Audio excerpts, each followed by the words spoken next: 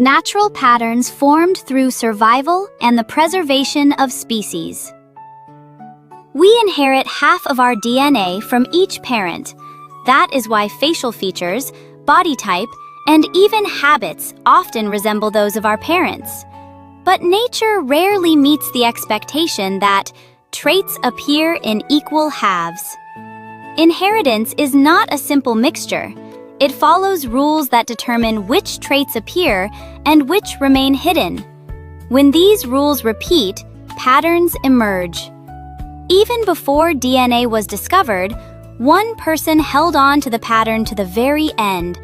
That person was Gregor Mendel, known as the father of genetics. A Catholic priest, he crossbred pea plants in a monastery garden and did not overlook the repeating ratios he observed. The first pattern that stood out was this. When a pure round pea is crossed with a pure wrinkled pea, one might expect a mixed form. But in the first hybrid generation, only the round shape appears. Wrinkled traits do not disappear. They remain hidden as recessive traits and can reappear in the next generation.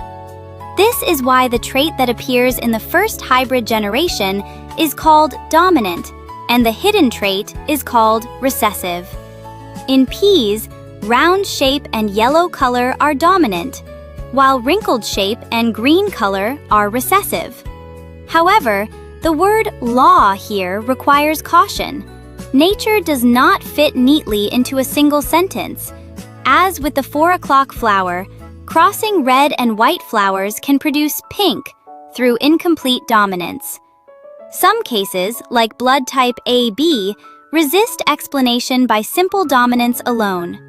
For this reason, dominance is closer to a principle than a fixed law. It applies broadly, but it does not always settle into a single outcome. Then, do hidden recessive traits disappear over time? Here, Mendel takes the inquiry one step further. When first-generation hybrids are crossed again to produce a second generation, the dominant and recessive traits reappear in a 3-to-1 ratio. Nothing was truly hidden or lost. It was simply separated, so it could reappear in a form the next generation could recognize. Finally, Mendel examined 2 different traits together and revealed a clearer pattern. When shape, round or wrinkled, and color, yellow or green, are crossed together, the second generation does not show only round and yellow traits. Round and green traits appear, as do wrinkled and yellow traits. What matters is this: the 2 traits do not pull each other along. They separate and combine in their own ways. As this independence accumulates, it creates diversity that favors survival. Rather than copying a single scene, nature may have chosen to expand combinations to prepare for what comes next. Mendel's principles of heredity are highly valued because they express the processes of survival and reproduction in the language of ratios. However, because his data appeared almost too precise, debate has continued over his methods of recording and sample handling. This point instead invites a reconsideration of how patterns are approached. Patterns are beautiful, but the eye that reads them must always be trained with care. Patterns are not limited to genes.